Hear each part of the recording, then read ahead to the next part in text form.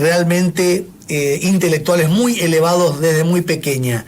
Su hermana más grande, su hermana mayor, contrae matrimonio en Varsovia, que era la ciudad, la capital de Polonia, de donde ellas eran originarias, eran oriundas, y se traslada con su marido a vivir a París.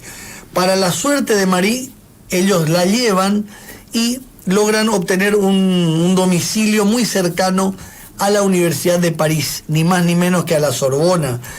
A esas alturas era una joven de entre 20 y 30 años que a todas luces ya mostraba enormes conocimientos en física, en química y en matemáticas.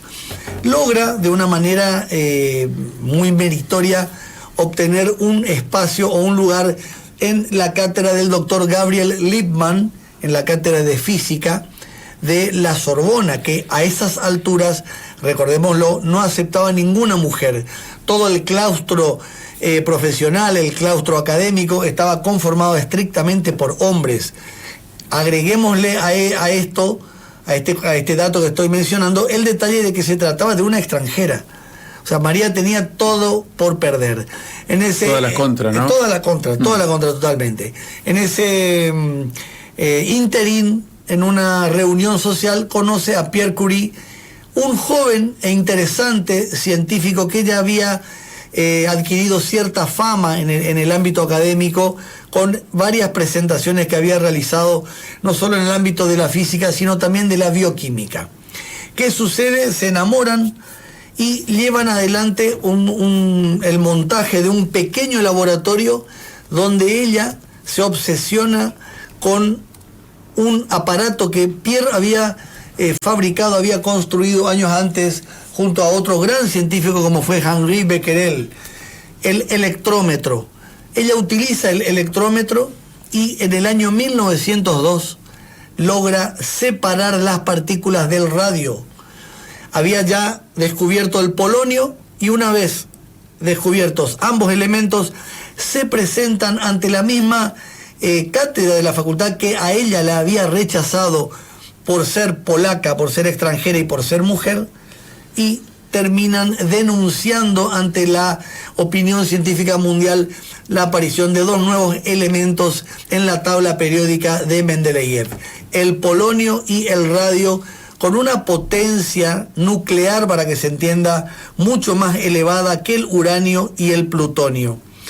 Ellos son distinguidos por la Academia Nobel con el Premio Nobel de Física en el año 1903, premio que compartieron el matrimonio y Henri Becquerel, un compañero y amigo de ellos que en ese momento era catedrático de la Sorbona.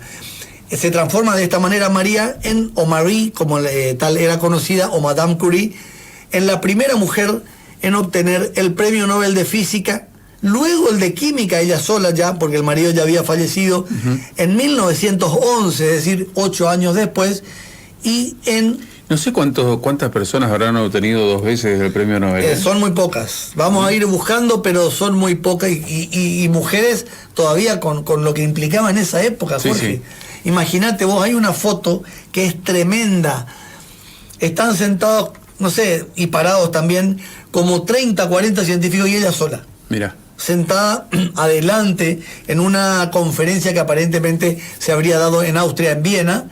Es la única mujer sentada y rodeada de todo el claustro, digamos, académico de la época.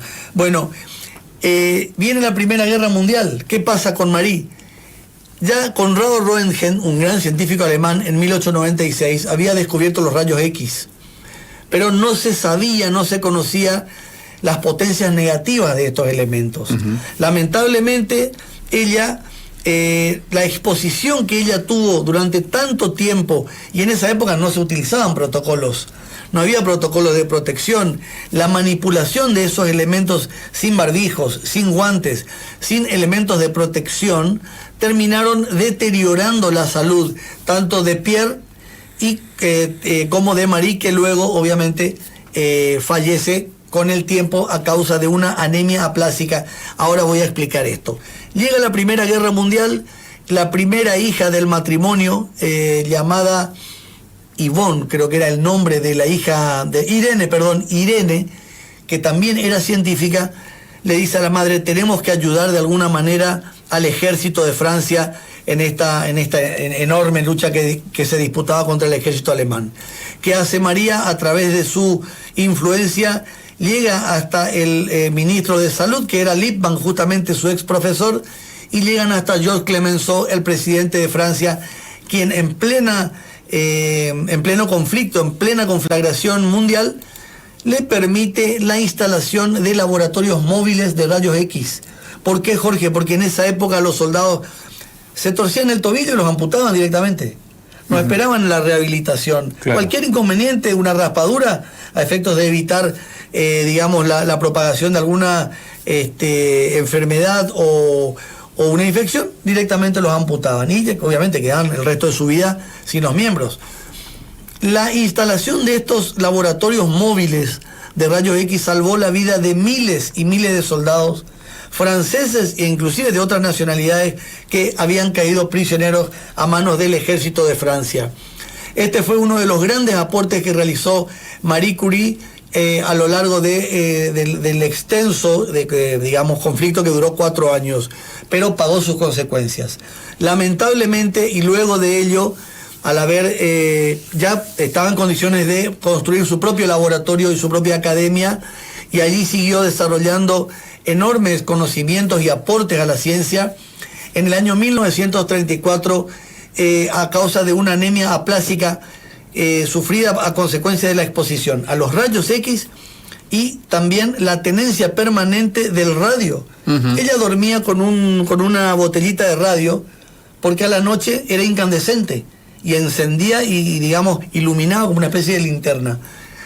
Lo raro y lo llamativo es que jamás estos grandes cerebros de la historia se dieron cuenta de las consecuencias nefastas que tendría para su propia salud y para la salud del resto de las personas. Claro. Lamentablemente en 1934 fallece en un hospital de París, y en el año 1995 el presidente François Mitterrand, en un encendido y emocionante discurso, los lleva tanto a Pierre como a Marie al Panteón de Francia pour le mérite, es decir, por el propio mérito, el panteón donde descansan Napoleón Bonaparte y las grandes las grandes personalidades de esta nacionalidad.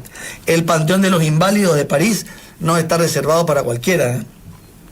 Tuviste que haber tenido un gran mérito a lo largo de tu vida para hacerlo.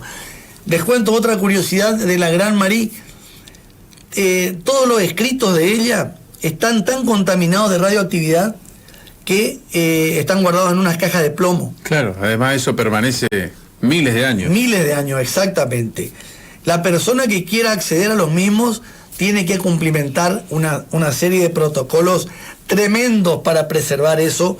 Inclusive su propio libro de cocina está tan contaminado que no pudo ser estudiado, no pudo ser analizado, ni estos escritos hasta el día de hoy se encuentran en un lugar muy particular, totalmente apartado del contacto con la gente.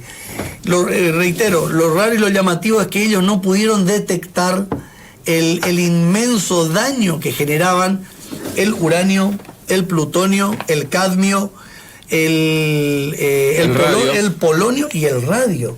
Es increíble. La toponimia en relación a ella es inmensa.